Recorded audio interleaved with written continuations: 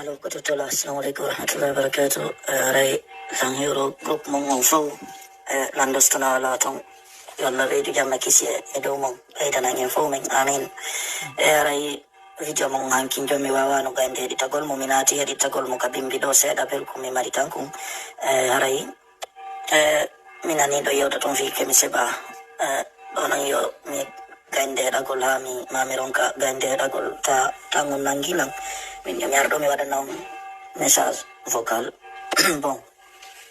min ara ko ndu woni dum ara min mi andas te yara on idon andi wana bene kake mi seba en be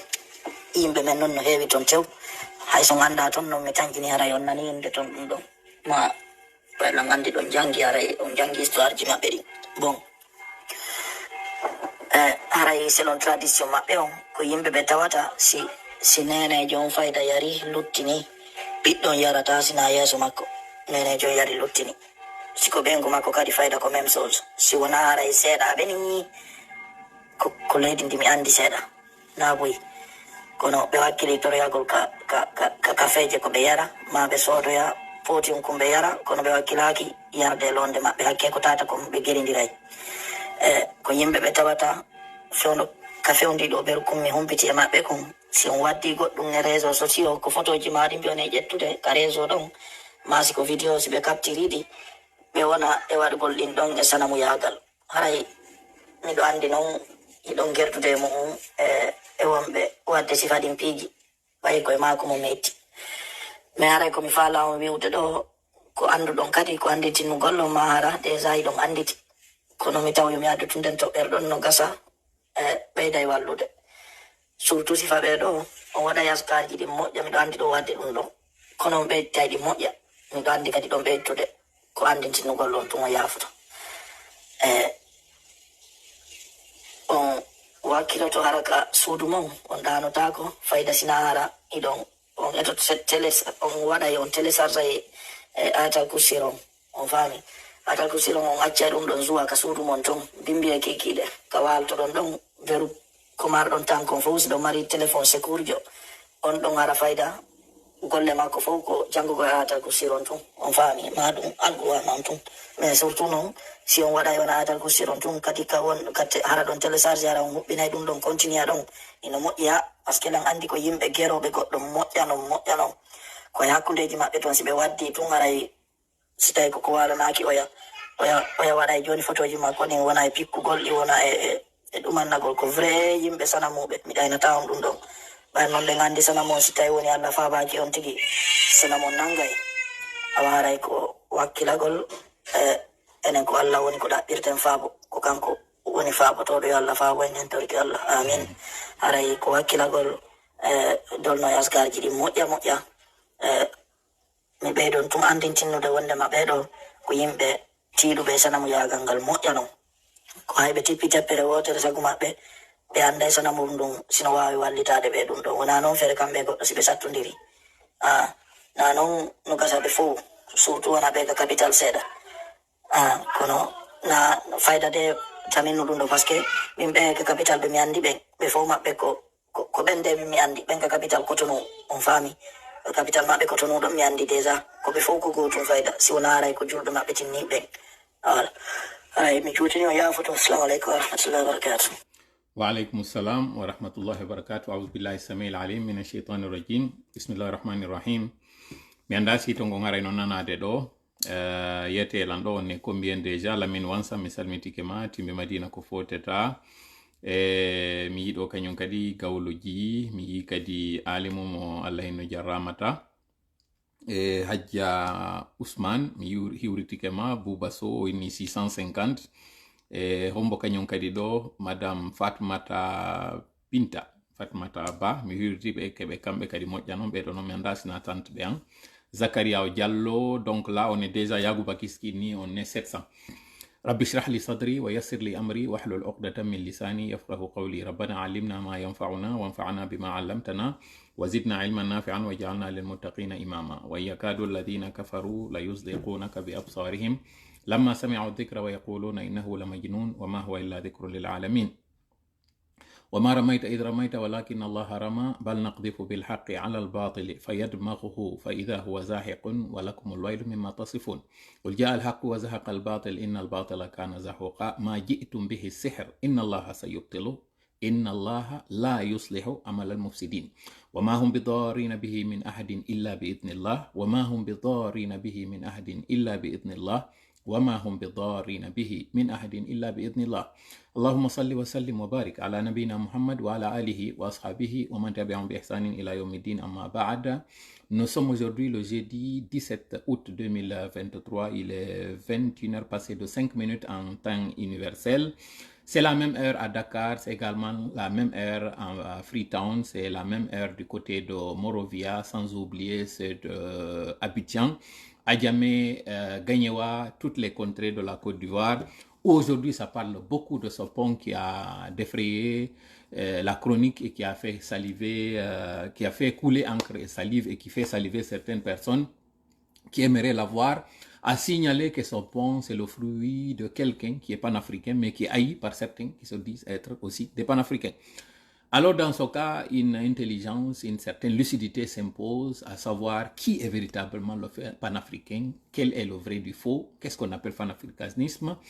On n'en parlera pas aujourd'hui. Et qu'est-ce que nous avons aujourd'hui sur le menu de ce soir? Ce sont deux points et des différents. Le premier point, c'est celui concernant la position de l'Union africaine sur l'envoi de la force ouest-africaine en attente dont on a parlé la dernière fois et les multiples informations, entre guillemets, faisant état de défection, entre guillemets, également de certains chefs d'État de la CEDEAO sur l'option militaire dont il a été cas la dernière fois lors du dernier sommet.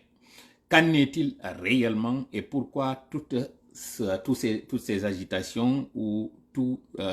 pourquoi toute cette spéculation autour de cet envoi qui, pourtant, nous pensions qu'elle n'était pas du tout, qu'elle n'inquiétait pas du tout ceux qui sont les concernés, mais à la lumière des choses à analyser, on sent qu'ils sont plus préoccupés pour cette issue que nous qui avons demandé qu'il y ait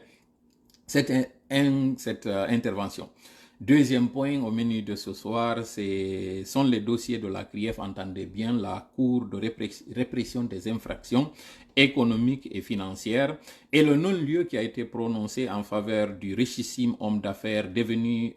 plus tard intendant à la présidence, avant d'être écroué et mis en prison au lendemain du putsch du 5 septembre 2021. Question. Quelle analyse faire de cette sentence, bien qu'elle soit pour le moment une sentence sujette à un appel, d'ailleurs qui a été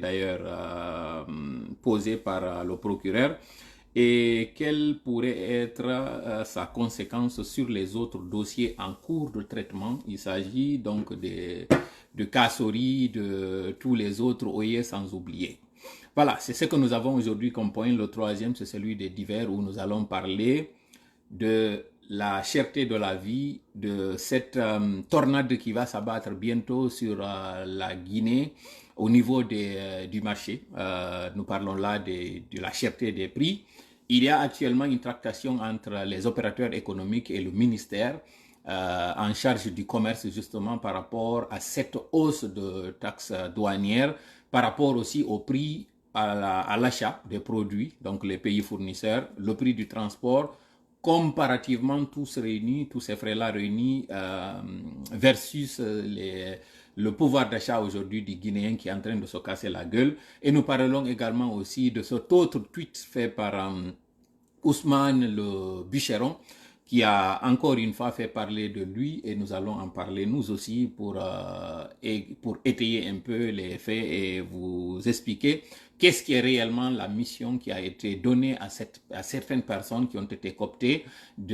par le CNRD lorsqu'il était en train de former son gouvernement. Ces personnes issues justement de ces partis politiques au début dont on pensait qu'elles étaient venues et qu'elles étaient au compte de leurs partis respectifs, mais finalement, plus le temps passe, plus on se rend compte qu'il y avait d'autres velléités, qu'il y avait d'autres missions confiées à ces personnes-là, Et c'est maintenant le moment, l'occasion est venue de vous parler justement de ce deal, de cette entente, même si nous n'allons pas le développer aujourd'hui, entre ces personnes-là et le CNRD. Quel est le rôle joué ou qui sera joué par ces personnes-là? Qu'est-ce qui explique cet acharnement? Pourquoi c'est toujours cette même personne-là qui fait plus parler d'elle? Est-ce que du côté aussi du RPG, il n'y a pas d'autres qui sont en train de faire les mêmes missions, mais qui sont peut-être moins bavardes par rapport à cet homme-là qui a choisi, lui, d'être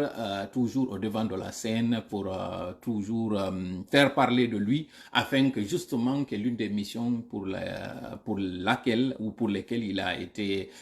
engagé dans ce gouvernement, qu'il puisse l'accomplir avec notre bénédiction ou bien avec notre aide sans qu'on se rende compte. Voilà, ce sont là les points que nous avons pour ce direct d'aujourd'hui, que nous estimons devrait être normalement très court, mais qu'à cela nous tienne, nous allons faire dans la mesure du possible, sans aller dans la dentelle. Nous ne prenons pas de gants, comme vous le savez très bien. Ici, c'est du cash et vous allez l'avoir, vous allez avoir pour votre argent, comme on dit au Québec. Voilà, ko sadi modon ko toli ka delor meden do, annentinen hande do ko sappo e jeedidi lewru août 2023, hande do ko alkamsa ka jemma do ide mari toɓɓe ɗiɗi e kuntoy. Toɓɓere meɗen araner nden en yewta e fi ko tawata haray on buson interpelli men position UA on Union africaine on par rapport e ko ɓe inni kon kamɓe ɓawte ɓe innude nun hari ɓe tawti CEDEAO on ko waɗi wo ɓe wi itoy kañum kadi e wi a woɓɓe goo wondema ɓe wi ɓe tawta option militaire on nde yewtere ko gibi hankinde fuɗɗi yaltude ɗo e ɗin yewtereji kañum kadi wiwɗi ɗin warinina tun Union africaine on CEDEAO on tigi tigi arnoɓe ɓen fotti woodi e maɓɓe taw ɓe tawtali fewtawɓe ɓen warin kamɓe ɓe poɗitike ɓe retirike e nder muɗum ko ɗum woni ɓe sorti jungo e muɗum kon ɗum woni gonga on e fenade nden par rapport eno warrenoɗen noon nde a ñande mi ekkutinama ɗo audioji ɗi tawata sinnama o kañum toola feni e ndaara e ɓen ɗon kañum kadi si ɓe fof ɓe hawtita e kamɓe e toola ɓe fof ɓe hawta ɓe falja ɓe fena e kon ɗum kadi waɗi si tawi malgré ko inna kon kamɓe ɓe hula yo CEDEAO on aroy ɓe habbi CEDEAO on fi honɗum ɓe wonɓe yaltinde ɗi haalaji ɗo dande plateforme hiɓe cati tun e wiwgol wondema o intervention militaire waɗata e jakale o intervention no hulɓini ɓe ko ɗum woni ko jabotoɗen ɗo hande ka toɓɓere aranere toɓɓere meɗen ɗimmere nden si Allah jaaɓi en yewta e fi o non lieu konko tawata kon crief on ndun suudu waɗandu fi ƴantugol ɓen tawɓe haray hino tañƴinaɓe wujji ƴantaɓe konko ɓe wujji ɗon kon mara ɓe tawɗo yoɓe ƴantede ɗum ɗon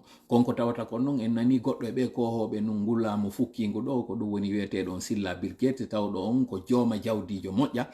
wewtama ndun suudu ñaworu ndu wi a lebbinoga e ɓawo nde ɓe jogitade o ɓe taw tigi tigi on konko wolano kon e hoore makko fou hina gonga ko ɗum woni ɓe wi non lieu yo accite jawdi makko ɗin kadi yo jonnite ko on ɗum woni ko taskotoɗen konko tawata on crief ɗon ɓawti jogitade o ɗo e hoore sonko waɗano ngon fou e ɓawo makko ma e hoore makko innano ɗum ɗon o tomirama guyka kon ɗum non koko tawata ɗo finalement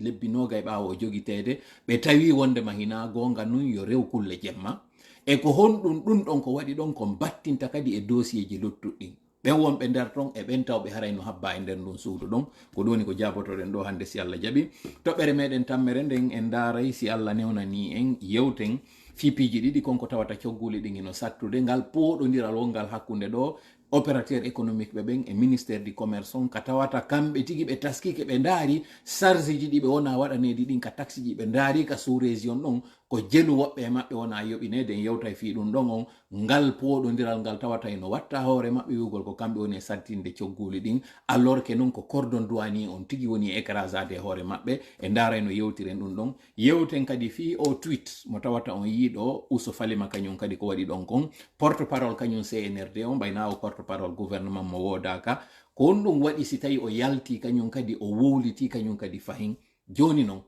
ɓawti en wiide o yaltata wola ko woli ɗo kon fo hara o nelaka ko on ɗum woni ko humpitiɗen ndum ɓata kurundu tawata feƴƴi hakkude maɓɓe ton ngal haldigal ɗen golle nden lowre nde tawi jaka ko nden CNRD woni ko ƴettiri ɓe kamɓe ɓe yogaɓe ton ittanoɓe partiji politique ji sikkanoɗi ko ɓe woniri ton ko inde partiji maɓɓe kono jaka no sayi o woni e yehirde noon en humpitiki en faami kañum kadi wondema hino woduno golle goo kadi ɗiɓe jonnano hino tawa eɗen golle ko woni e waɗude ɗo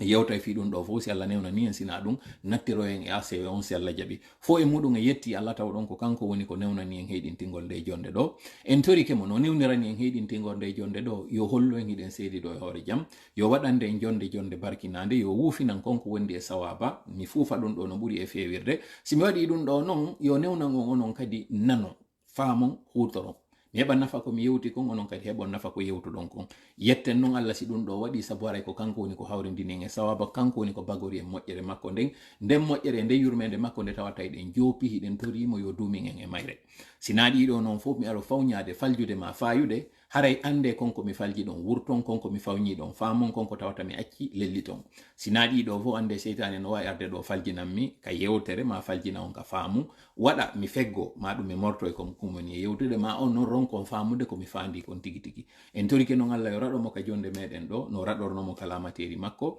yo woɗɗinmo e meɗen ɗo no woɗɗiniri noon hakkude funnangue e hirnangue amin ya rabbal alamin haray ɗen fuɗɗade yewtere nden ɗo no mi wi'iri noon nde yontere ɗo alhamdulillahi rabbil alamina hende feƴƴude no labira kawakeji ɗin kulaleji ɗin e bonnereji ɗin hino hakkindi e nde yontere ɗo hara en yetti Allah fota wano noon kañum kadi réseaux sociaux ji ɗin hiɗi deƴƴi ha o wowluɗo ɗo wowli ko wowli kon kono ɗo en yewtude taw fi ka leydi meɗen e wiɗen fuɗɗorde yewtere nden ko honɗum woni e feƴƴude fewndo ɗo ni ka CEDEAO on CEDEAO mo tawata on yiiɗo min acci commentaire min supprimali hay goto min blokali hay goɗɗo direct mo waɗnoɗen on nde ñande en senduno ɗiɗi waɗɗon e pulal yewtuɗen ɗon penale ɗe ɓe woni wadde ɗen waɗoyɗen kañum kadi e français holluɗen kañum kadi ɗen penale ɗe ɓen wiwɓe hoore mum ko ɓe panafricain ko ɓe maawi kon ko ɓe woni e sakitude hande ɗo ɓurta faljinde yimɓe welaliɓe ɓe ariri waññaki e direct on ɓe ari kañum kadi ɓe nangude commentugol ɓe nangude critiquegol koye nder ɗum ɗon nanuɗon o audio ɗo mo tawata woɓɓe addani lanɗo ɓe tawata mi weltanike ɓe fota haray noon précision mi falete wadde ɗon on wonande ɓe tawɓe haray ko joni ɓe hewtiti en ɗo ko fi Kemi Seba on tawɗo ko o Benin wajo Benin noon hiɗen andi wano ɓe tawɓe haray no andi ayti hino wodi ka ɓe innata vodou ko konko tawata ko yimɓe jalan yimɓe sanamu gollitiroɓe ɓen ƴettugol ko wayi wa talkuru yuɓɓa e mayru si ɓe yuɓɓi e mayru Musa on tigi ka woni to ma ɓe ƴetta darolgal ɓe waɗa yeeso on tigol ka darolgal ton si ɓe fusi darolgal ngal ko non on tigi barmiroyta ka woni ton effectivement no wodi wonɓe wadde ɗum kono question mo mi woni e landade hoore an on ko honto ɓeɗo fof wonno fewndo tawno Ammara Kahelen e nanduɓe maɓɓe René Kaye en fewndo tawno De Gaulle en fof ayi immi ke yani e Afrique ɗo ko honto ɓe wonno hanno ɓe wawa en wallude tawa portojo wawata en dolude fewndo ka tawata Russie ɗo hino piridude Ukraine haɗi tawa ɓeɗo wawayno wallitade en tawa avion migum immino ko woɓe wawayno ko liɓude ka leydi ko honno tawirta Afrique no mari ɗiɗo talanji fof mais visa ji ɗin hino arde lande ka ambassade ji sa ari ka yaasi ɗon ayi lappol yimɓe fi hon ɗum ɓeɗo wawata tun wawde wallugol on tigi hara on tigi munnoto tun o yaltito e leyɗe porto hara yiyay par exemple yiɗa jooɗi e nder suudu hoɗo goɗɗo o kella ɗon tun kanko karmokojo yiya hiɗa jooɗi ka nder maison blanche ma hiɗa jooɗi e nder banque fi hon ɗum ɓeɗo ɓe wawi ɗum ɗo fo kono han joni banque ji ɗin hino mari agent de sécurité han joni hiɓe yaade ɓe golle han joni ɓe habbi ha goɗɗo o ara ko tuma o konki ka bafal maɓɓe ɓe wawa ñamude on question ndi on miɗo landi hoore an ɗin question ji miɗo landi hoore an e hoore konko tawata Afrique no jongi ɗum ɗon fof en wawal moƴƴinde ordinateur ji en wawal wadde fusée ji han joni enen koye welegueji wonɗen e wirude en wawal yaade hewtoyen ka lewru dow ga portoɓen ɓe yiɓe seppoyino dow ton en d'autres termes comme fala en yetade oui c'est vrai bonnoɓen ino woodi no wirte noon dango ɓirata kono hibbay c'est vrai mais mi yeeto o ɗo musidɗo meɗen ka wallingol mo fondo on min tola o mo woni e yide yeeso ɗo komi condamné à mort du moment que mi jibinama mi ari ka aduna miɗo andi ka mi neeɓi ka aduna ɗo o ko mayde fiyan sakkitorta ɗum ko goho ɗimmel muɗum kañum kadi dans la vraie vie tigi mi woni condamné à mort 3 fois c'est-à-dire que médecin ɓe ndaara mi heɓa nawnaje médecin ɓe ndaara mi ha gasa ɓe inna bonde nawnare nde marɗa ɗo hiɗa jonna tel nombre de temps wono anduɓe ɓen ka collège hondo monno jangude Nasrul Islam mi sikki mi wowlino ɗum ɗo dans un direct wondema mi nawnono ha laptani jonnitimi mi yi Konakri mi hooti Fuuta hande kadi tawi ko habbano ko ñalande nde tawata ara mi feƴƴina e mayre alhamdoulillahi rabbil alamina ɗum ko depuis dans les années 90 waɗi disons terlen 96 97 alhamdoulillahi rabbil alamina 2023 han joni miɗo ɗo iwi ɗum ɗon kañum kadi mi ari kadi leyɗe porto mi heɓi kadi à peu près la même chose si tawi inne toon aw médecin ɓe guinéen ɓe ɓen kamɓe ɓe fora médecin ɓe portoɓe kañum kadi waɗanimi diagnostic nawnare nde ɓe inni nden mi wumiɗa e mayre mi heɓay kañum kadi crise cardiaque mi maya e mayre donc en kasi ɗiɗo waɗi haray ande hina dow karmakojo waɗi ɗum haray koko wowlano neeɓi haray ko ɗum woni ko laati donc en d'autres terme comme faala wallinde fondo moɗon on ko andingol hinami holɗo mayde komi habbiɗo nde a tumoma bimbituma weeti wo miɗo yetti Allah ko tawi komi fini nyande jemma hewti wo kadi miɗo yetti Allah ko tawata kon o tawdi mi accilan e wonki ha on jemma ɗon hewti cependant mi waɗa kadi précision par rapport e ɓe beninowaɓe ɓe wonɓe darudelam moƴƴa hino andi fewdo tan monsieur Alpha Condé ko nde feƴƴuno mi expliquani on konko waɗuno wondema goɗɗo ittano spécialement benen goɗɓe ittira sigiri woɓɓe ittira kaɓe ittira wo lagini e nder hot guineri ndi nder ton e nder fuutari ndin ɓe adda spécialement fi toola ko wonnum ɓe waɗi ko ƴettugol ƴiye mayɗo ɓe ƴetti photo an on sifano ɓe ɗo wowliri ɗon non ko ɓe capturi ka direct ji ɗi mi waɗayno on tuma ɓe ƴetti photo on ɓe waɗi hakkunde ɗen ƴiye ɗon talki e piɓi e galaɗi kala ko annduɗa ko ñiddi kon hino e binde photo on ɗon ɓe windi numéro téléphone ɓe tiiri ɓe waɗi ɗon ɓe inni ɓe jonni lanterne nombre de jour yomi contactuɓe si ɗin jour ji ɗon hewti hande kadi haray je serai mort ko ɗum woni troisiéme fois kam inni on ɗon j'ai été condamné à mort donc mi yetti ke on médecin ɓe waɗi 2 fois ɓen karmokoɓe ɗon waɗi la troisiéme fois ko nde yawoyno ha délai on feƴƴi si mi expliquanoyo on fimo par contre on wiyanoɗo ɗon ko addanoɗo mo tawata suudu makko ndun ko terle lambanji wonirno on karmokojo béninoijo ɓay o hootoyi ko lebbi ɗiɗi o wonoyno kanko o maayoyno donc finalement on condamnation mo ɓe waɗanno lanko e hoore maɓɓe yiltitoyi ce que je veux dire fi rassurgol on na manti na townugol hoore an nda ñande o ndaari o direct mo tawata goɗɗo mo ɗahara to ari e nder direct on yaafoɗo lam mi naata ɗo ka nder gurdam en privé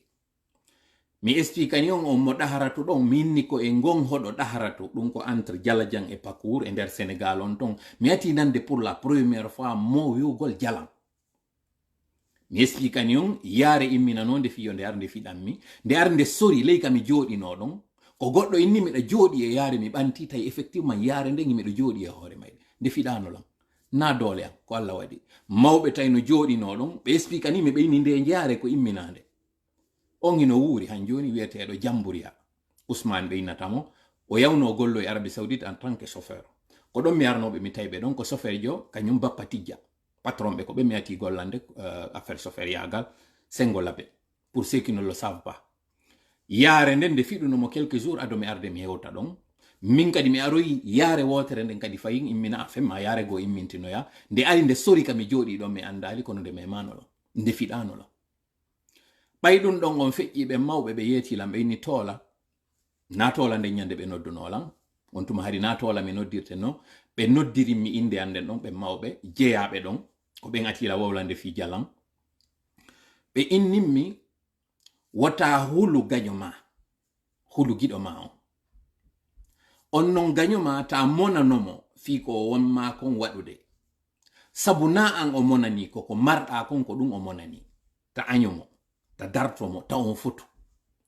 giɗo ma on rento e makko parce que on giɗo ma kadi o yiɗirama fi ɓay an ko an toola ko yiɗirma ko sabu ko wonduɗa kon goɗɗum no wodi ko wonduɗa ko tawata ko ɗum ɗon addatamo e ma ko ɗum waɗi simi wiwma hulu giɗo ma on ta hulu gaño ma on sabu gaño ma on watama waɗande goɗɗum miɗo jogiti ɗum ɗon han joni miɗo hoolori Allah miɗo fawi e makko ko piiji buy mi yewtiduno e ɓen mawɓe ko plus tard mi yoy goɗɗi e majji ko plus tard mi faamo e goɗɗi e majji donc na mantagol na kadi tappugol ɓerde muɗum kono o lutte si tawi ko hulɓinede tumma ko kulaleji waɗayno o lutte ɗon tecare no niiɓi kam mi acciti o lutte mi yeetike on encore une fois arɓe hewti ɗo ɓen komi yarliɗo hoore a woni ari jooɗi ɗo komi anduɗo kañum kadi no mi wiiri noon depuis la première fois ko Allah addi mi aduna miɗo andi ko mayde habbila à tout moment nde wawi mi yewtude deuxièmement kañum kadi haysina ɗum ɗon on tum mi inni j'ai été condamné à 3 fois à mort donc si ɗiɗo fof Allah no accimi ɗo taw na doole am na gandal anda mbawti am ko parce que mo accimi ɗo taw ñande kadi o aranimmi o haray ande na goɗɗo aranimmi haray na parce que karmakojo waɗi lan goɗɗum na parce que mbilejo waɗi lan goɗɗum na parce que goɗɗo waɗi lan goɗɗum ko parce que Allah jeyɗo la wonkikin o hoddiri ko hande ñande o accunolan e gurdam mi torike noon nden ñande si ari hewti yo taw ko o ɓuri yiɗude ko mi woni e waɗude o taman mi wonkikin o naɓoyammi ka ɓuri e towde ɗon ka aljannaji makko ko ɗum ɗon mi tori tanke non ɗon hewtali taw a lutta continua la lutte continue. La lutte continue. Ça veut dire que la lutte continue au prix de nos vies. Si Allah jaɓi ɗen jokki ha en va tomber si Allah jaɓi noon nasru on si Allah jaɓi ko juuɗe meɗen o wonata hadi ɗum ɗo ko entre parenthèse wonnomi waɗude joni non aren e koko woni e feƴƴude fewndo ɗo ka CEDEAO on nani haalaji boyno wowle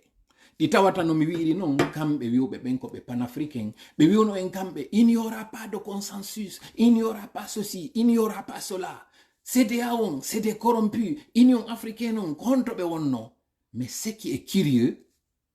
tuma décision CEDEAO waɗi wo ma union africaine o waɗi wo ko kamɓe arata yaltinamo kellamo holla en o yiɓe nantodirali o yiɓe famodirali o yiɓe atakata o yi ko ni e ni les mêmes si tawi position ɓeɗo ƴettiɓe imoɓe ara ɓe critique ɓe qui êtes-vous sincèrement ono wiwɓe hande ɗo ko on panafricain ono wonɓe wiide hande ɗo on hajake aɗi institution ji qui êtes-vous réellement ko ñanneɓe honɓe onon kon siitageje honɗe ono ka tawata ɗon hiɗon weltora hiɗon manta institution tanke on institution no wadde ko faalɗon kon tuma o yaltini kon faalaka wo ko o bonɗo joni non kan haala wowlaka ɗon fo mi faala yon jentito ɗo journaliste yo tawɗo ko kanko wonno correspondant BBC kanko wonno agence de presse kañum kadi presse américaine non ɓeynamo Dawda Penda jentiti ara inde makko hiɗo ko yewti ɗo ko Saïd Ka Saïd Penda o wiyete jentite. Le premier mensonge, c'est celui qui voudrait que le Togo soit opposé à l'intervention militaire de la CEDEAO. C'est un mensonge pur et simple. Tout simplement parce que le président du Togo a pris part à tous les sommets de la CEDEAO. Les 2 sommets des chefs d'État de la CEDEAO, Faure Gnassingbé était présent. Et l'une des manières par lesquelles, normalement, les États, diplomatiquement, expriment des réserves sur un projet, c'est d'abord de ne pas y prendre part au niveau le plus élevé. Donc, si le Togo y était opposé, Faure Gnassingbé n'aurait pas pris part aux 2 sommets dont l'agenda était clairement celui de décider d'une possible intervention de la CEDEAO au Niger. Mais je suis allé plus loin dans mon travail de journaliste d'investigation. J'ai essayé de recouper des informations, notamment celles qui faisaient état de ce que le Togo avait décidé d'interdire le survol de son territoire par des avions de la CEDEAO qui se déploieraient au Niger. Il y a eu même d'ailleurs une communication officielle des autorités togolaises pour dire que non seulement le Togo adhère à toutes les positions de la CEDEAO, mieux, le Togo a expliqué qu'il n'avait aucun moyen techniquement pour empêcher le survol de son territoire pour des avions qui iraient au Niger pour une intervention, parce que le Togo ne fait pas frontière au Niger. Donc ça, c'est pour cet aspect. Le deuxième aspect, c'est toujours sur le Togo, c'était le fait que les évêques du Togo aient exprimé leur opposition à l'intervention militaire de la CEDEAO au Niger. Sur ce cas-là, oui, les évêques du Togo ont produit un communiqué dans lequel ils expriment leur opposition, leur réserve et même leur opposition sur l'intervention militaire de la CEDEAO au Niger. Mais ce qu'il faut préciser, c'est que la position des évêques n'est pas celle. Les évêques ne représentent pas l'État togolais. Mieux. Au Togo, pour ceux qui, comme nous, suivent l'actualité togolaise, on sait qu'aujourd'hui, le plus grand opposant, et ça c'est clairement officiel, le plus grand opposant togolais, ce n'est même plus un homme politique, c'est un évêque, Monseigneur Boudjou, qui avait d'ailleurs, pour ceux qui connaissent un peu l'histoire du Togo comme moi, qui le Monseigneur Donc how you mi firanayo mi Ibrahima Sierra Leone no wiado translation. Don't worry, I will translate it, brother. Boudjou était d'ailleurs l'évêque qui avait assuré la présidence de la conférence nationale souveraine du Togo. Ça c'était dans les années 90. L'autre chose qu'on a beaucoup dit sur cette intervention militaire de la CEDEAO au Togo. Ko haalaji wonaɗi e wowlede ɗin fo ɗi kamɓe trollji ɗin kamɓe intoxicoɓe ɓen kamɓe wonɓe ɓen en pan Afrique ɗo kamɓe tawɓe ɓen ko Afrique wonɓe ɓen wonɓe manipulude ɓen haalaji ɗi ɓe woni e wowlde ɗin ka plateforme ji maɓɓe rasirugol ɗimmoɓe maɓɓe ɓe wiyata on hunde waɗata no tawa e majji wiwgol ngol on andi nde ñande men yetike on par rapport e Benin on ko ɓe wi ko wondema Benin tawtali e par rapport e ko ɓe wowli kon e hoore lamɓe goo apparemment ɓe yewi kadi e Benin ɓe yehi kañum kadi Togo ɓeni wo on yi'ali Faure Gnassingbé tawaka ɗum ɗon holli on ɗon kañum kadi o tawtaki c'est à dire kamɓe ɓe heɓu tun corfum ɓurkun e fanɗude wo ɓe heɓa no ɓe ñappira ɗon fenade maɓɓe nden Faure Gnassingbé oɗo noon journaliste jo d'investigation ko ɗum woni golle makko ɗen o inni wondema Faure Gnassingbé hino tawano himo tawti ka décision ji ɗin ko ɓe inni kon no wondema Togo utilisirtake fi yewgol ataka ɓe o inni Togo wi'i hiɓe tawti non seulement intervention militaire on mais ɓe wi'i si on intervention militaire waɗete ɓe ala on pouvoir par ce que innano woɓen inni utilisitake espace aérien maɓɓe on fi rewgol Togo ton yaha waɗoya attaque on o andini Togo alida e maɓɓe frontière Togo ala kadi ɗimmoyen technique ji fi empêche kol ɗum ɗon déjà ɗum ɗon ko nden fenade ɗon taw andotonde o walliti en e muɗum jonno mo iwde Togo o yaha kañum kadi e lanɗo go. C'est de faire penser que Georges Weah y serait opposé. Là encore, c'est un fake news qui circule beaucoup, abondamment sur les réseaux sociaux. Georges Weah a participé au sommet de la CEDEAO, il adhère à toutes les décisions prises par les chefs d'État de la CEDEAO et il n'a surtout pas fait un communiqué qui apparaît et qui circule sur les réseaux sociaux avec sa photo dessus. J'ai recoupé cette information auprès des services de communication de la présidence de la République libérienne et ils sont catégoriques. Georges Weah adhère totalement à la position de la CEDEAO. Je tiens à préciser quand même pour ceux qui ne le savent pas qu'un des conseillers les plus écoutés du président du Libéria est un Ivoirien et c'est un partisan, un fervent partisan d'Alassane Ouattara. Ça veut dire tout ce que ça veut dire. Alors, voilà. Bayɓe iwi kañum kadi Togo ɓe iwi ɗon ɓe ari kañum kadi Libéria parce que onon ino woodi ɗi wonɗon nande ɗin no woodi woɓɓe goo kañum kadi ko woni e nande penale ɓe wiwno kañum kadi Libéria Georges Weah o tawta on intervention militaire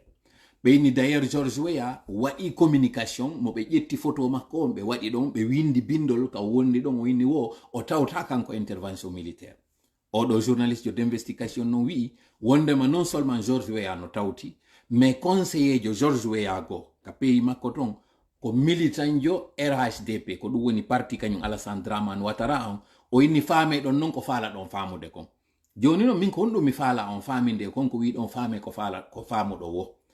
en fopiɗen andi mi explicanino on Sénégal et Côte d'Ivoire hay si tawi hara innete no guerre on accete no ɗon kamɓe ko maɓe tawe e guerre on fi honɗum c'est une question de survie ko kamɓe woni ko fokkitana samedi noon min développanayi on ɗo moƴƴa ko honno tawiri jaka Guillaume Soro en fof yollinoke e ɗe fare ko honno tawiri si tawi iwi kañum kadi ɗo Niger kombo kañum kadi fokkitana ka tawno ɗon ɓe échoui ko Guinée Bissau ka tawi ɗon ɓe échoui Sénégal ko honto ɓe wawata yaade kañum kadi ɓe déstabilise ya selon programme o ɓe mari on donc watarisɓe ɓen ko ɗum woni ɓe wonɓe ɓen adoɓe ɓen hiɓe andi kamɓe si oɗo intervention waɗali ɓe stoppi ɓeɗo ko kamɓe c'est à dire ko atiɗo wo donc hiɓe andi c'est une question de survie donc o famini Georges Weah contrairement e ko wona e wowlede hoore makko kon conseiller jo makko go ko ivoirien jo on non ivoirien jo ko jeeyaɗo e parti Alassane Dramane Ouattara on o ini faame ɗon non ko haamo ɗon faamude o iwen ɗon kañum kadi en iwi Togo en iwi joni kañum kadi Libéria yahen kadi non joni e pays go. Par ailleurs, certains ont, ces derniers jours, tenté de faire croire à l'idée selon laquelle les États-Unis se seraient rétractés et ne sont plus sur la même position que la CEDEAO, notamment en ce qui concerne l'éventualité d'une intervention militaire pour aller libérer le peuple du Niger pris en otage par une junte militaire. Sur ce point-là aussi, il y a à peine 24 heures, le Pentagone et le département d'État, le Pentagone c'est ce qui correspondrait au ministère de la Défense, et le département d'État américain qui correspond au ministère des Affaires étrangères, ont clairement indiqué la position officielle des États-Unis. Le gouvernement américain soutient entièrement, je répète, entièrement les positions adoptées lors du dernier sommet de la CEDEAO, qui est celle de permettre aux militaires qui détiennent le président Bazoum en otage de le libérer. Dans le cas contraire, la CEDEAO interviendrait. Donc les États-Unis sont toujours sur cette position, contrairement à ce qui a circulé. Mais... Voilà. En iwi Togo, en iwi Libéria, jonnon ɗo en aroyde taw fi Mauritanie yahen taw fi position États-Unis on parce que fi opposition ɗo no wowlede hande ɗo kamɓe wonnoɓe ɓen e critique hunting États-Unis critique a France hande ɗo kadi ko wiwgol wondema États-Unis e France haaɓi ɗum ɗon mi fensitani noon ɗum nde ñande ɗo kono kanko journaliste on andintinen ko Saïd Penda o wiyete journaliste o kore ɗuma kanko wonno ɗuma honno correspondant BBC on ko kanko wonno kañum kadi correspondant agence de presse américain on c'est-à-dire c'est quelqu'un de très crédible tawɗo kadi no andi ko woni feƴƴude sous région on himo waɗi contact ji kañum kadi e président ɓe ɓen o explique o inni o États-Unis position maɓɓe on Pentagone en particulier e ɗuma honno e sous-secrétaire d'état américain o andini wondema position maɓɓe on ko ferme hiɓe jokki ha tawata ɗuma on ko innete kon régime de constitutionnel on hara artay ton e kala kañum kadi on position mo CEDEAO woni e mum ɓe nalde union africaine o kala on position mo CEDEAO woni e muɗum ko ɗon haray ɓe woni e mum mahim ɓay haray en yawna e woni tinna yahen kañum kadi ko ɓeyditi on kañum kadi. Parlons très rapidement des préparatifs parce que c'est de cela qu'il s'agit. Contrairement à toute l'agitation sur les réseaux sociaux et même sur certains médias ouest-africains et en Afrique centrale, la CEDEAO est très sereine. L'opération se prépare et les préparatifs avancent très bien. Déjà, c'est une opération qui au départ n'avait sur l'aspect militaire mobilisé que 3 pays, le Nigeria, la Côte d'Ivoire et le Bénin. C'était les 3 pays qui avaient tout de suite indiqué qu'ils participeraient en apportant des troupes à une éventuelle action militaire. Le soutien s'est élargi depuis le dernier sommet. On sait déjà que désormais le Sénégal va y envoyer aussi des troupes et au Sénégal s'est ajouté la Guinée-Bissau. On parle aussi depuis 24 heures, on parle aussi de la possibilité que les pays comme la Sierra Leone puissent aussi s'ajouter, et notamment aussi, également le Ghana pourrait envoyer des troupes. Donc, la coalition contre le coup d'État au Niger est plutôt en train de s'élargir. Ceux qui font attention aux choses ont dû remarquer que lors du dernier sommet de la CEDEAO, voilà, ɗo mi arde fi ka Mauritanie on o explique o inni kadi fi préparatif ji ɗin non joni si tawi en wi'i Togo yaltali, George Weah salaki, o explique o inni kañum kadi États-Unis no tawde joni non hara pays ji ɗin ka préparatif ji parce que ko ɗum wona yewtede fi muɗum fewdo ɗo ni chef d'état major ɓe ɓen ɓe fotti ɓe yewtude fi konno ɓe immirto ɓe yaɓe ataka o explique o inni si tawi hari ka fuɗɗode num guere on ko wiyano ko Nigeria e Côte d'Ivoire e Benin wo aw hande ɗo kañum kadi fawike e maɓɓe parce que ka debbi ko ɓeɗo tato yewtuno fimu Sénégal watti ɗon on Ghana watti ɗon Sierra Leone watti ɗon pays hombo kañum kadi o waɗi ɗon en tout cas do joni woni pays ji jeeɗiɗi joni wonɗi kañum kadi tawɗi ɗi inni joni kadi ɗi waɗay kañum kadi participation majji on ɗi jonna e militaire ɓe ɓen ɗi jonna e kadi moyen ji ɗin donc c'est une question de temps guere a wiyata goɗɗo miɗo ardi en pira e jour kaarijo guere mi yetike on ko on juhaɗo ko ɗum waɗi si Poutine o waɗo discours makko on le 23 ndeññande le 24 février o yeeyi ataki Ukraine fewdo tawno goto habbanoki donc guere o waɗata wuppude wotere tun wasi haray nandi ko wiwgol ko ƴettugol annila lampuma huɓɓinamo nano guere ko préparete ɗum joni non au delà yalten non joni e ɗi pays ji ɗo yahen non e pays wonɗo stratégique mo tawata on nana e souvent ɓe wina la troika plus 1 kono ɓe andinali on kon ɓe woni on troika ko hombo woni on jentete non on pays ɗon. La Mauritanie a tenu à y envoyer quelqu'un. C'était pour marquer le soutien du gouvernement de Mauritanie à toute action qu'entreprendrait la CEDEAO pour restaurer l'ordre constitutionnel dans ce pays, notamment au moment où des rumeurs faisaient penser que Nouakchott y était opposé. Voilà ce qu'on pouvait dire sur cet aspect pour le moment. Je tiens juste à préciser avant de terminer que je reste mobilisé totalement sur ce dossier. Je travaille dessus en permanence et je continuerai à apporter la bonne information, la vraie information, dans le but de rassurer le peuple du Niger qui souffre sur le fait que les chefs d'État de la CEDEAO sont déterminés à y aller et à y aller très vite. Parce qu'on sait que les sanctions pénalisent énormément la population, mais les chefs d'État, selon toutes mes sources, veulent aller très vite et l'opération pourrait se déclencher dans les prochains jours si la junte ne libère pas le président Bazoum et lui permettre de revenir au pouvoir avec toutes ses prérogatives présidentielles. Le premier... En yewti fi Sénégal, Côte d'Ivoire, nane ko Guinée-Bissau mi yeggiti ɗon, Sierra Leone, Ghana, Nigeria e Benin. 7 pays tawɓe ɓeɗo fo ɓe wi'i ɓe tuttay o pays ɗo. Ɓeɗo fo ɓe wallitoto fino o pays ɗo. En yewti fi États-Unis. O explique non o inni si yimɓe ɓe wattani yila fewno ɗo ina e pays ji CEDEAO ɗin tun. Ko on pays tawnoɗo ino tawano e CEDEAO, mais pour des questions stratégiques ko tawata kon kamɓe ko arabu yewtete ka maɓɓe ko ɗum woni Mauritanie ɓe yalti e nder CEDEAO on ɓe wonti hande kadi on membre tawɗo ko sympathisant jo, c'est-à-dire si tawi question hewti ko tawata ino liidi e maɓɓe ɓe ara ɓe participa ko ɗum waɗi si tawi OMVS on hiɓe tawa kamɓe e Sénégal e Guinée e Guinée e kañum Mali hiɓe tawa nder ton ɗin organisation sous régional ji en explique no nde ñande ko no tawiri kamɓe ɗiɗo eɓe maridi contrat Sénégal e kañum Mauritanie justement non konno ɓe tawniri kadi Mauritanie c'est parce que si Mauritanie tawtali sanction ji ɗin Mauritanie no wawi ɓe udditande frontiére ji muɗum ɗin ñamete natirana ɓe ɗon bien que haray no woɗɗi si Mauritanie udditi no wawi natirde Mali si natiri Mali hewtoyaɓe kamɓe kadi justement noon ɓe décidi ɓe ɓiƴayɓe ɓe yewtidi kañum kadi e Mauritanie tawtiɓe e mesure ji ɗin donc hande ɗo option ko jeluɓe heddori ka ñamete maɓɓe wawata natirde c'est à dire côte ji ɗin ko Algérie et Libye joni noon eɗen andi en explique ha honto Algérie port d'Alger on hino woɗɗi ɓe en explique Libye saabu terrorisme ɓe wawata nadirde ɗon ñamete ko ɗum waɗi si ɓe yimmi ɓe ari ɓe yiidi e Conakry wonɓe udditude dambugal ngal natana Mali natana Burkina yo Conakry wallorɓe ɗon kañum kadi ñameteji maɓɓe ɗin natora donc faame gi agitation wigi wonɗon e yiide ɗo fopo ɓe africain ɓe wonɓe ampani no yewtude il nanne rien koye penale ñabbade ɓe woni o sakkitorno yewtere makko nden honɗum wondema hande ɗo chef d'état ɓen ko kamɓe ɓuri hawjude e ɗum ɗo waɗu parce que hiɓe andi fewndo ɗo population Niger on hino tampi moƴƴa puisque non hiɓe tampi moƴƴa il faut ɓe libéré ko honno goɗɗo waɗirta ɗum ɗo yawa ko ɗum ɓe woni yewtude fimu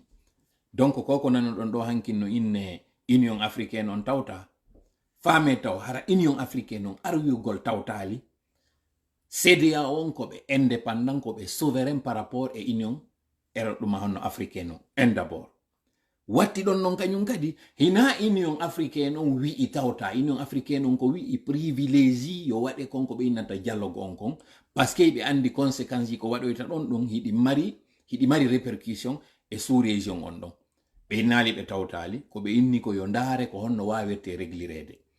tout contre fait ande tun entretemps plus ɗum ɗo hino neɓude plus do kamɓe population Niger on hiɓe ɓurtude soñjade et par conséquent non hino tawa kadi e ɗin stratégie ji ɗi kamɓe CEDEAO on ɓe woni e waɗude assuflugol ɓe affaiblisina ɓe entretemps hiɗon andi fewndo ɗo ni terroriste ɓen ɓe waɗi attaque hay hecciankin ɗo mo ɓe wari soldat ɓe kamɓe nigérien ɓen tigi faami andi ha ɓe yi ko woni feƴƴude Burkina kon ɓe yi ko woni feƴƴude Mali kon ɓe andi ɓe ɗo gayna naali hoore maɓɓe ko honno ɓe wawirta ɓe wallude donc bientôt yiyay manifestation ji no waɗa Niger ɗon landiɗi yo CEDEAO on kañum tigi ar waɗu intervention on yaltina ɓe e o sonja samedi ɗo mi waɗonayi on audio ji Malien ɓe Burkina ɓe ɓen ko woni e wullude ko tawata kon goyta en ina wowlude ɗo inde maɓɓe yewten kadi fi Ibrahima Traoré ko honno o waɗirno discours makko on o lande men kaɓe ittuno o ya honno Damiba haala kaɓe waɗuno kan e haala makko kan hande ɗo jentito ɗon daron ko honno tawiri discours on sanji min waɗana on kañum kadi Dumbuya ko yewtuno ko ñande o waɗno coup d'état on e haala ka o sakkiti yewtude kan ɗo ko honno panafricanisme naada nder ton ko honɓe geri ha ɗum ɗo naati nder ton donc ɗum ɗo hare min marno ko mi yertono on ɗon aren non joni fi affaire Laguinéo parce que ko ɗe toɓɓe ɗo marno ɗen dossier CRIEF o dossier CRIEF mo tawata on ñadora ɗo taw excusagol moƴƴa e jama on excuse o ɗo moƴƴa e kanko kadi Silla Bill Gates ko tawata ko menen tigi men participe e ngin propagande wi ngin diffamation wi ngin intoxicant wi waɗkasio wi waɗangi e hoore makko siɗon anditi ɗo fewndo coup d'état on waɗuno mi explicanno en fewndo tawno otoje makko ɗen ɗe saisi sama e yi en fof ɗin vidéo ji ɗon kaɗen Mercedes je makko Actros ittano ka dépôt majje ton ɗe naɓa e nokkure ka tawno objectif on ɗum hari ko saisi sugolɗe e yi kadi on vidéo ka élément ɓe force spécial on immino ari ka radio makko jooma brutalise ɓen wonnoɓe nder ton barmini ton hay woɓɓe en fof ɓe yi ɗo journaliste ɓe maɓɓe ɗon ko ɓe ɓitti ɗo ha lutti hande kadi ñamugol haako on tuma miɗo anditi ka yewtere ɓay on tuma hari CNRD hari meɗen humpodirde ɓe jonnay men information ji kaɓe faminanno men ɗo wondema jawdi Laguine nden fof ko Bill Gates gaynidi ñamude ɓe andinimi entre autres so yiltitike e ɗin vidéo ji ɗi mi waɗno explique gongol arrestation makko kanko Bill Gates kaɓe wiwnolan ɗo wondema hino tawa e konko tumira ka tawi ka taxe ji ɗon importation ji makko ɗen otoje o yoɓano taxe ji ɗi no duyrano e ɗen véhicule 4x4 je ɗe o addayno ɓe inni hari mo surfacturude ɗe hiɗen anditi on tuma ɓe waɗuno parc garage gouvernement on en vente ɓe inni parce que otoje ɗen hino surfactura curieusement ɗen otoje ɗon yeeyugol majji en humpitaki ko honno ɗe yeeyira e contre toute attente sengo ka maɓɓe bien que menen har men faamino ɗum ɗon ko non lieu waɗa kon ɗum woni on non lieu ko on ɗum firi ɗum ko firi wondema gi tantamaaru wi ko ko ɓe tappi jimɓe ɗo fof ɓe tappi taba ɓe kudi paran ɓe tappi paani fof ɓe wi'i ko ɓeɗo ñaami mbuuɗi menen men ari laɓɓingol hari on tuma en fof hari ɗen e nder effori en fof hari on tuma hiɗen hoolino hoɗɗi wondema Alpha Condé gayni jiiɓude leydi ndi wondema wonnoɓe takko makko fof gayni haarude mbuuɗi lebbi nogay après enquête ji ɗin o wi'eteɗo ɗo Silla Bill Gates CRIEF on innali dey himeɗen tañƴinori mo hunde kaari e hunde kaari donc meɗen wadde investigation mum maɗum mbuuɗi ɗin o yoɓiti tel hino heddi tel meɗen accitude mo maɗum ko on ɗum ɓe wi ko wondema ko non lieu ko ɗum firi wondema mi yi'ali hay hunde e makko ko tawata meɗen wawi mo ni jogitagol mo kanko ni jawdi makko ndi en terme clair CRIEF on échoui sengo makko kanko Silla Bill Gates waɗen ɗo non pose on andinin o mo ɓe innata kañum kadi o yegi avogi tawɗo on kanko kadi himo tuumira ñamugol mbuɗi sotel gi tawɗino inna ko 50 millions ɓayɓe landike kañum procureur on honto preuve ji ɗi o jogii ɗin contre makko c'est-à-dire preuve matériel ji ɗin ko ɓe versa ka dossier en fop en nani on audio ka o innunoɗo wondema fus min jogaki précise en ɗon kañum kadi gibe crief on fuɗɗi dossier ji waterlen 11 woni non lieu c'est-à-dire que ɓeɗo nangama sokama joƴƴinama o tan ɗo fo fi mere zéro nada nothing ɗum ka fus itten non pose famen hande ɗo ka sori o wiya no milliards fewno ka o nanga ko ɗin milliards ɗon ɗuyta ko ɗin ɗuyta ha hande ɗo ko milliard woy seeɗa taw koye kañum kadi koye ɗon si koye darama Agnès on hino jogi koye mbuɗɗi hino ka compte Agnès on ton mi ala wiide ɗo goye ɓe laɓɓinama mi ala wiide ɗo goye ko laaɓuɓe mi ala wiide ɗo watta on interprète komi wowlali heɗite ko moni e yewtude kon heɗorollan hakkil faamu Amadou Damaro ko kanko wonno ka assemblée nationale adoɓe wadde kadi o assemblée maɓɓe ɗo kanko kadi mo joga fiiɓay himo ñaami mbuuɗi ɗi tawata jusqu'à présent ɓe wawali prouvugol ɗi ɓe nayi noon seedema harama ko luttundi si tawi noon hara ɓeeɗo fof kono wirnoɗen ɗon ɓe jogitorama tout simplement fiyo CNRD wawa waɗude ko watta kon ɓe yino joni konko ɓe faala ɗon wawali laatade ɓeɗole ko ma ñaawe ɓeɗo ko ma accite en d'autres termes komi faala en yeetade CNRD no jooɗi sur du faux CNRD hino créé o CRIEF ɗo tawo en réalité ɓe copiyimo e Mali ɓe copiyimo e Burkina par ce que ɗiɗo ɓe mari kamɓe kadi ko ɓe innata kon la CRIET cour de répression des infractions et du terrorisme kamɓe hiɓe mari ɗum ɗo donc ɗi transition ji ɗi wonɗon e yiide ɗo fof ɗi mari kadi yuɓɓodiri ton hiɗi mari architecture makko hiɗi mari ton metteur en scène on wonɗo on tapi dans l'ombre wonɗo e jonnude ɗi les mêmes idées mais puisque lagine ɓe watano waɗude on criet parce que terrorisme ala lagine ɓe tawi yo ɓe waɗu on crief cour de répression des infractions économiques et financières mais ce qui est encore plus choquant ce qui est encore plus révoltant ce qui est encore plus flagrant c'est que o CRIEF waɗaɗo ɗo normalement hari ko infraction tawɗi ɗin ko lié e ɓen tawnoɓe ɓen kaka gouvernement wonno gollude mais dans les jours à venir mi yaltinanoya e on ɗo dossier ji ɓen citoyen ɓe tawɓe koɓe ordinaire des opérateurs économiques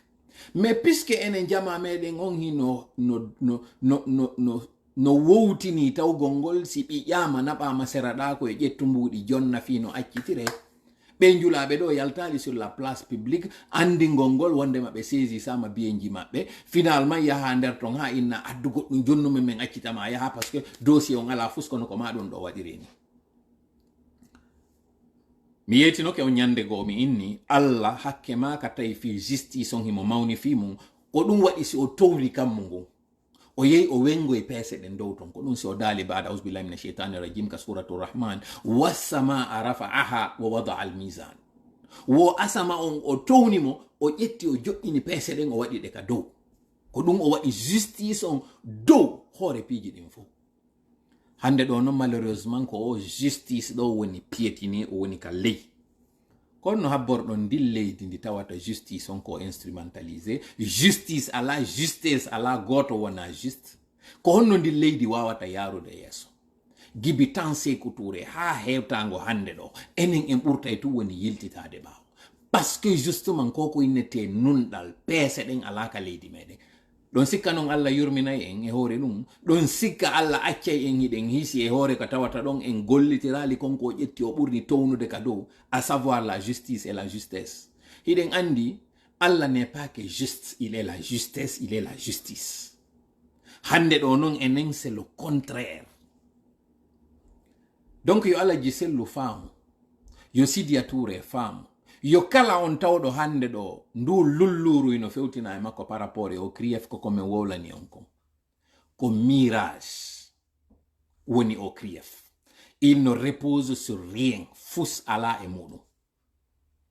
kono puisque si tawi finkari fewtima a tefata sindi waɗori e sindi waɗora a ndaray no ndi tippiniri e hoore ma no dirira ɗon miɗo faami ɓen kañum kadi tawɓe ɓen hiɓe huuri crié fon kono crié fon a dat o yi caution ji yoɓaɗi ɗin ko ɓen tawɓe ɓen ɓe woni ka nder kaso ton ɓe wawata hande kadi supportude ko ɓen ƴetti yoɓi caution kono hande ɗo ko hombo yiwɗon on ancien dignitaire jo woni ko Naabe woni ko Traoré ma woni on wonɗo wo wonnoɗo ka gouvernement ton Jane kan e yiiɗo ka ɓe inni Jane no duwa accitede malgré nawnare makko ni finalement donc ɗi mbuuɗi wona ɗi ñamede ɗo fo nun ko hombo ñaami ɗi réponse on hendotomo ka balɗe wonɗe arde ɗo si Allah jaɓi iwen ɗon noon aren ka divers ji par ce que ngala juutinde direct on moƴƴa seeden ɗo yewten fii sattende hande nde jama on mari ka tawata ɗon ɗo yo CNRD kipu ka tawata hande ɗo makitiji ɗin cogguli ɗin no ɓurtude sattude heɓe ƴetti waɗi o mo ɓe innata ɗo Usu Falima on mo tawata kañum UFDG gerda e muɗum on fop on nani o tweet mo waɗi ɗo kañum kadi ka o insistiti kadi fayin e déstabilisugol UFDG o nde ñande mi wowlani noon wondema na kanko yanoton e muɗum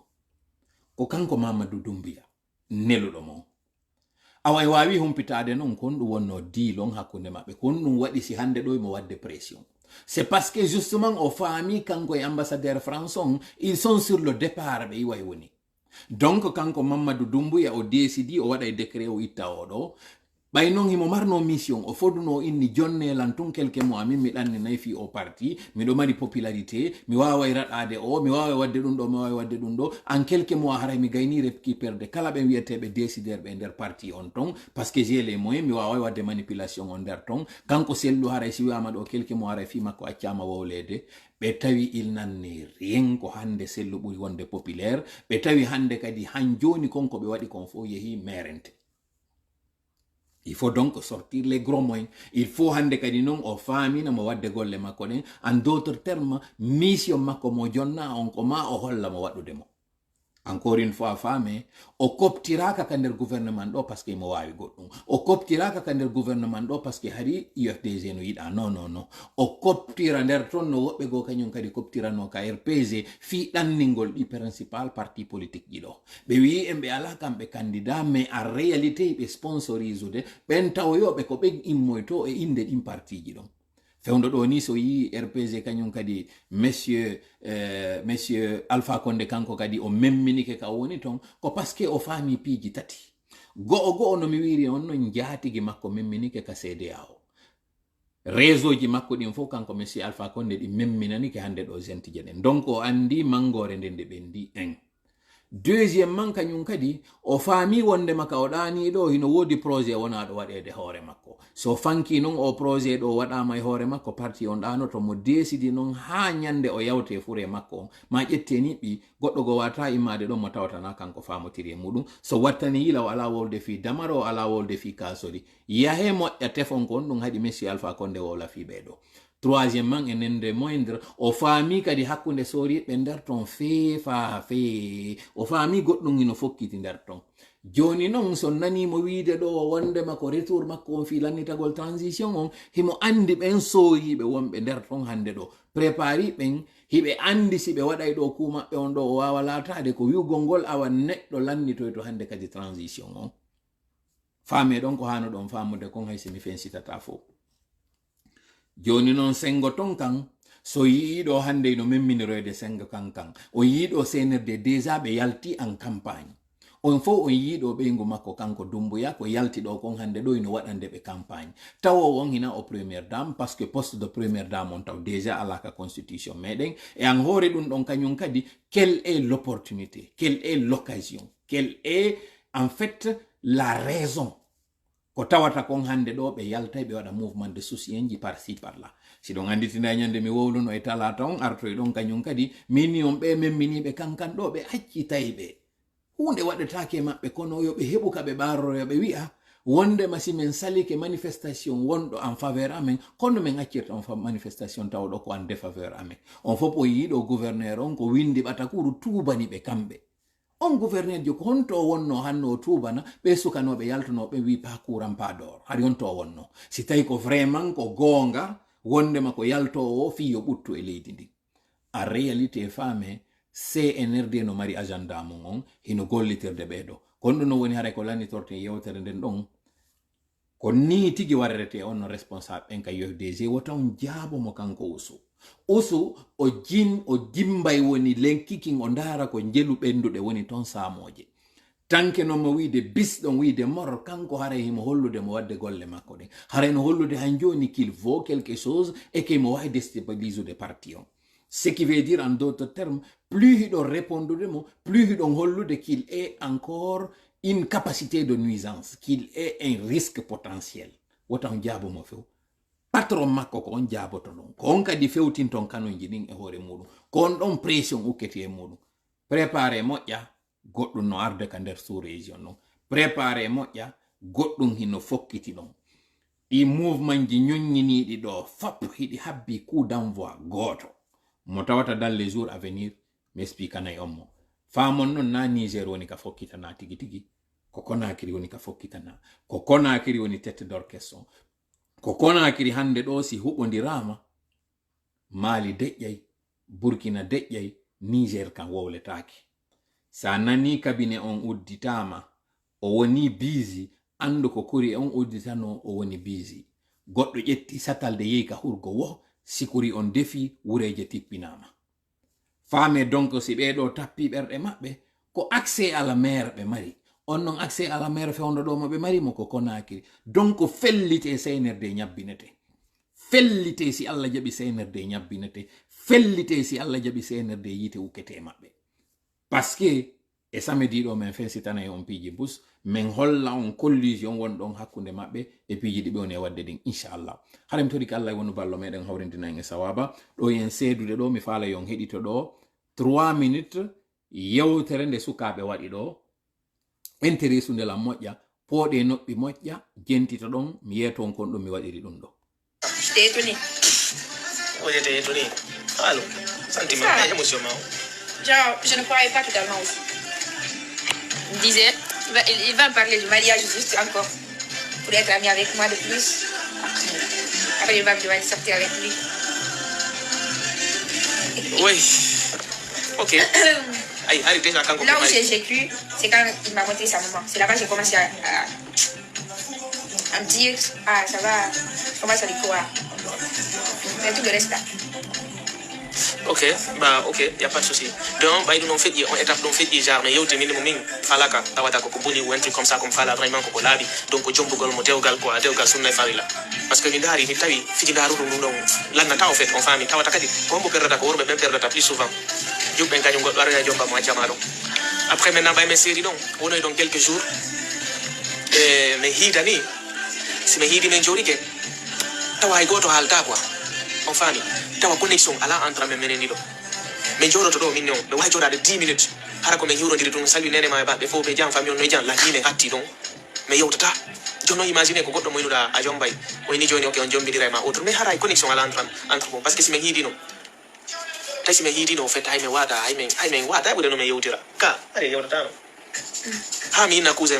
amina ɗo min jombay ko jumɗo kono billahi ne min mi sikka mi wawa e jombude o ina fiyon ɗum min he ɗo si min jooɗi kene billahi wonay ɗo 15 minutes wonay 20 minutes hara fus min yewtata mina jooɗi ɗo no uggini ka téléphone mum min yewtata minen ɗi ɗo connexion ala entre amen wani continue non ha ñande go min fuɗɗi yewdude tawi komin yewtata ni komo ɓe yo raconte histoire makko on quoi on fami kono kono woniri ka famille makko ni ma autre kono e dudutu mo ɓe raconta histoire mum on e nder noon komin fuɗɗi ɗum ɗon ko ɗon noon pijiti fuɗɗi noon connexion fuɗɗi arde hay so racontini piw jentite ɗo ko sukaɓe ko fayɓe ɗiɗo mi suivi direct maɓɓe hanki moɓe waɗi yewtere nde wodi ton nde ɓe waɗi ko 1 heure et quelque mais ko kumbuwun ɗo mi suutani e nder to mi faala yon jentito ɗo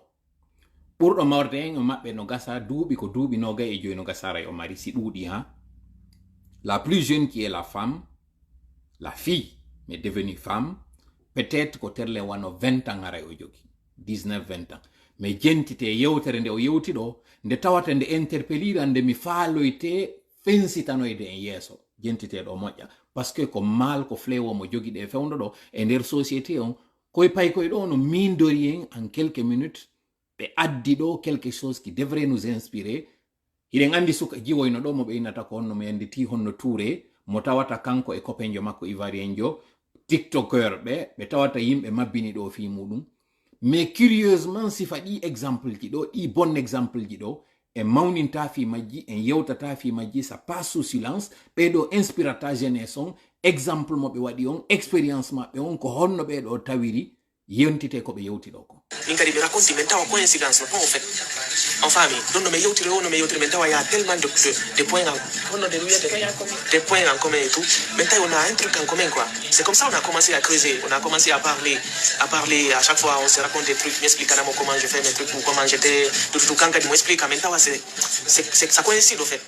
et donc on min fuɗɗori yewtugol ha min tawi non joni fuɗɗike yewtere nden mo ɓe raconta probléme et tout ko ɗo mi faami e nder relation si vraiment y a pas la conversation hein tawi on yewtata walla on wa fus o wata yiɗi ndirde yiɗi ndirta on tawa e taw mo ɓe hare no añoya donc non min fuɗɗori yewtugol ha tawi joni noon min wowti yewtugol tawi connexion on vraiment joni no ɗon mi yewtayi min posidirana question et tout tawi ça commence à aller et tout on famille mi yewtora non noon ono de kadi expliquer go mi ronki billahi wallahi mi ronki wala goddo a continue a histoire ani nyande no dalo yan wala no ngadi arro abo no brando ma wala ndam awa nyande go akuna ani tingo inda after le bako baso marieno inda no no falo inde he abo no go kana minda mo midao akuna la iwone nena ani ma pikiro arro nyandaru no voilà ɓe jombidiri comme je vous ai dit hiɓe wawno kelondirde ko paykoy ki on décidé no nanirɗon ɗo noon suka on o yi o jiwo ɗo gorko o mi sikke ko Oumar o wiyete ko waɗo photoshooting jogiiɗo studio quelque part là-bas à Conakry jiwo on elle était étudiante à l'époque histoire maɓɓe on elle est très inspirante très intéressante mais comme je vous ai dit ce qui est très pertinent e nder maɓɓe on c'est que mo wawno kelondirde o jiwo o décidi o jiwo ɗo o yahay ka mawɓe makko ɓen o ƴamamo mais ko honno ɓe yiɗidiriri ko honno yeyiri ha ɓe laatini ɗum ɗo ko c'est ce que j'ai trouvé de très inspirant hande ɗo sukaɓen faame dewgal inna ya to o duuɓi ha innaka kañum kadi ko keleyagal hekkinta yeeso exemple ɓe ɗon en tout cas ça m'a beaucoup inspiré mi partage anayi en ɗo page maɓɓe on e konko ɓe yewti ɗon apparemment kañum kadi il fait aussi du cinéma le jeune en question en tout cas ɗo yo andu qu'il a mon respect qu'il a mon admiration qu'il a vraiment mon attention par rapport à Kowadi Dokong. Voilà des exemples de la jeunesse aujourd'hui qui doivent être mis en exergue, mis en profit, vraiment mis en relief. Fiyo tawara yimbe ben inspirato e mabbe. De ngandi do hande do sukabe meden ben c'est la perdition ko fijugol, amugol, yarugol, fimugol ko dum be burata wadude hande do en vue, ko dum do be burata wadde do en valeur. Jaka non hino wodi ben sukabe tawbe, c'est des jeunes à l'âge, au niveau de l'âge, mais des adultes très responsables au niveau de leur maturité. En tout cas, exemple, ça m'a beaucoup inspiré. Je partage l'intégralité, page ma ko yahonton, abonodonton. J'ai pas eu encore pour le moment le temps, mais en tout cas, qui sache que sincèrement, histoire m'a beaucoup touché. Expérience c'est une école handedo, doit de walotepi bui. Et d'ailleurs, quand j'ai vu ça, j'ai l'air envie que Kankodo, il a eu cette maturité, qui est très belle d'ailleurs en passant. On l'appelle Misikiko Sagalebe Nata Jiwon. En tout cas, ce que j'ai vu dans les commentaires. Kanko Kono Data Jiwon, j'ai pas trop bien compris Kono Data Bengo Makoton. Mais en tout cas, ils sont jeunes, c'est un très jeune couple, très dégourdi. Il évolue dans le domaine du marketing, publicité, en tout cas média, le digital, c'est ce qu'il fait. En tout cas, donc, ça mérite d'être souligné. C'est une école, comme j'ai dit, c'est une inspiration. Jeune bébé, ne doit y avoir des abonnés, ndara exemple Macron, en matière d'abord d'initiative, de courage, et surtout d'indépendance. Il a déjà sa propre entreprise. Il évolue dans le domaine. So, il apparence se trompe. Il mori. Tu vas dire que c'est un wesh-wesh. Tu vas dire que c'est un tog. Mais en réalité, c'est quelqu'un qui tient beaucoup aux valeurs, aux traditions religieuses, aux valeurs religieuses, aux traditions aussi. C'est en tout cas, nous attendons de commentaires il faut combien de fois j'ai été très inspiré et je vois une très grande connexion. C'est un grand espoir. Je me dirais sincèrement ko toranogol ɓe Allah yo Allah hiwɓe danda ɓe bone guite danda ɓe bone seytani waɗa couple maɓɓe on vraiment évolua joƴƴiniramo jiidi e jawdi. En tout cas je vous invite sincèrement à aller regarder ce qu'ils sont en train de faire, ces deux jeunes-là, particulièrement ce jeune-là qui est pour moi une inspiration, qui est un espoir, qui est un grand... en tout cas, moi, j'ai été très touché par ce qu'ils ont fait. Wassalamu alaikum wa rahmatullahi wa barakatuh. Oh, dernière chose kam yeggitayno ɗo compte en on ɓe wonɓe addande men haray partage information ka ɗuma ka page. Si on a dit qu'on a média, mais on a pas accès à des mots. Donc, je vais vous expliquer la raison. Quand on a au Canada, Facebook nous considère comme étant un Canadien. Et la plupart membres, en tout cas, au digital, au Canada, or, depuis mois de juillet, Canada a une mesure interdit accès et médias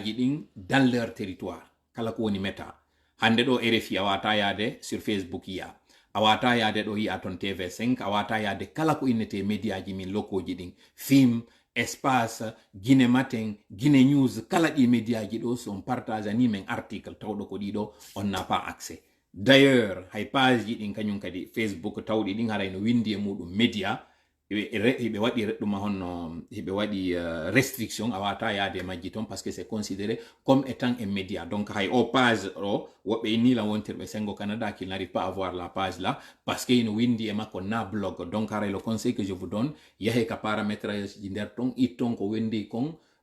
média watton blog wadon blog personnel ko don hande kadi media modon o wawata feƴƴude. En tout cas kon conseil do mi jonnata Guinée Matin ko mi jonnata Guinée News ko mi jonnata Africa Guinée ko mi jonnata lottuɓen fo parce que ɗiɗo fo hande ɗo on ne peut pas du tout accéder e majji ton. En tout cas ɗo yo mi wadde mise à jour on, je suis présentement aux États-Unis mais ko tawata kon numéro de téléphone an waɗa ɗon associado e compte on ko numéro canadien ko tawata on kañum kadi ɗuma honno